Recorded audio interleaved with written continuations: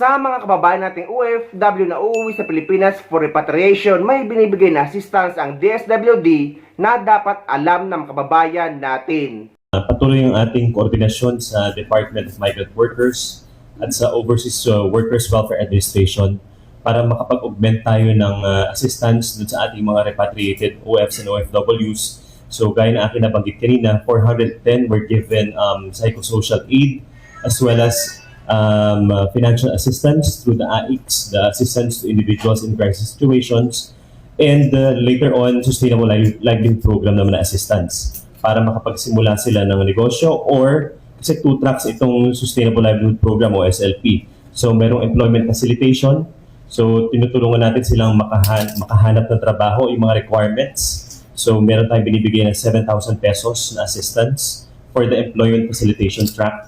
And doon naman sa micro-enterprise development track, we're providing up to 20,000 pesos na puhunan para doon sa ating mga kababayang OF na na-repatriate. No? So patuloy ang ating koordinasyon din sa iba't ibang ahensya ng pamahalaan para masiguro na whole of government yung ating approach sa pagbibigay ng assistance. And yesterday, nabalitaan nga natin na nag-offer ng helping hand ng Singapore.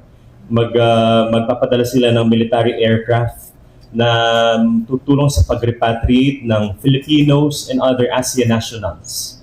So, parte na rin ito ng commitment ng ASEAN foreign ministers dun sa kanilang naging pahayag na ibibigay na assistance dun sa third country nationals o yung mga citizens ng ASEAN na nasa Middle East ngayon.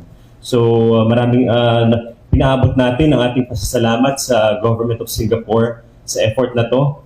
And patunay lamang ito na nag-work yung kooperasyon among the ASEAN member states. Mahalaga din ayon kay OWA Admin PY Kauna na dapat miyembro tayo o aktibong miyembro tayo ng OWA dahil kapag aktibong miyembro kayo ng OWA ay may karagdagang benepisyo at financial assistance. Pero hindi naman sinabi kung magkano, pero yung sinasabi na 150,000 pesos na kumakalat ay hindi yun guys. Walang ganon. Ang ano natin dito sa ating mga kababayan especially, sinabi nga namin to communicate with their employers na sa ngayon, hindi sila makakaalis dahil na-cancel yung flight.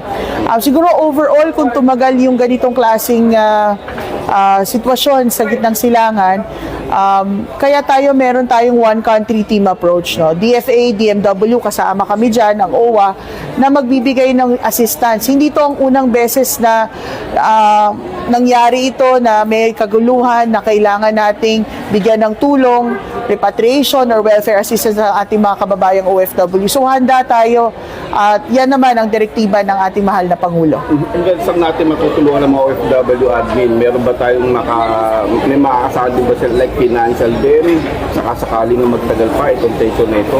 Oo, lalo na of course, handa naman ang gobyerno, no, nandiyan ang DMW, nandiyan ang OWA, no, magbigay ng livelihood repatriation assistance, no.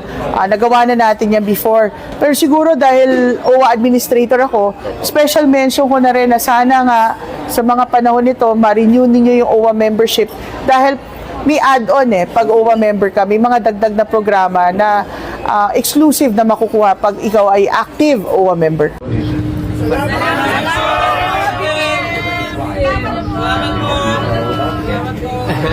Thank you po.